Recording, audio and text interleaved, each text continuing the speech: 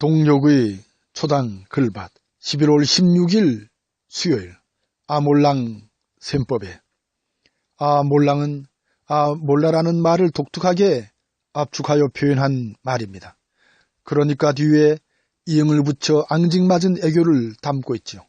흔히 논쟁을 벌이다 더 이상 논리로 이길 자신이 없을 때 쓰는 말이기도 합니다. 이 말을 던지고는 총총히 사라지는 것이 보통이죠. 박근혜는 물러나라는 백만 촛불저항 다음날에 읽은 글밭에서 이 아몰랑 셈법을 말씀드렸죠. 박근혜는 헌법을 유린하고도 헌법이 보장한 임기를 느긋하게 채울 작정이라고 진단합니다. 그 해결책으로 경찰, 검찰, 군대의 양심에 호소하자고 외쳤죠. 그래서 우리의 양심을 살리자고 했죠. 그래서 우리의 나라를 구하자고 했죠. 그래서 우리의 분단을 이겨내고 통일을 이루어 민족을 다시 일으켜 세우자고 했죠.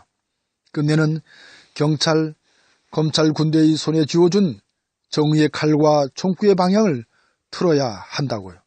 그 님들이 앞장서 청와대의 대문을 활짝 열어 제키도록 말입니다.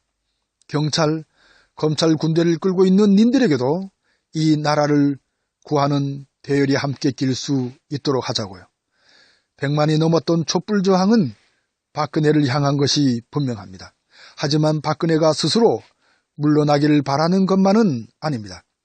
경찰, 검찰, 군대에 대한 무언의 압력으로도 볼 수 있는 것이죠. 그 무언의 압력은 무언의 바람이기도 합니다. 그 무언의 바람은 무지렁이 백성들의 바람이죠. 무지렁이 백성들의 바람은 백성의 경찰, 백성의 검찰, 백성의 군대임을 실천하는 일 되죠. 나라의 경찰, 검찰, 군대는 백성들의 생명과 재산을 지키기 위해 있는 것이기 때문입니다.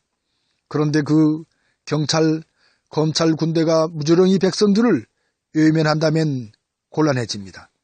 청와대의 명령만을 기다린다면 끝내는 예기치 못한 불행을 맞게 될 테지요. 백성의 경찰, 검찰, 군대로 거듭나지 못하면 끝내 그 불행은 경찰, 검찰, 군대의 몫으로 남을 테지요. 따라서 양심을 살려내야 합니다. 따라서 본래의 자리로 돌아와야 합니다. 따라서 본래의 역할을 하게 해야죠. 이상은 아몰랑 셈법을 풀기 위한 교육책으로 드린 말씀입니다. 더 이상 무고한 희생이 없도록 하기 위한 교육책이죠. 하루빨리 경량을 이겨내고 평화의 백기를 열어 가기를 빌 뿐입니다. 고맙습니다.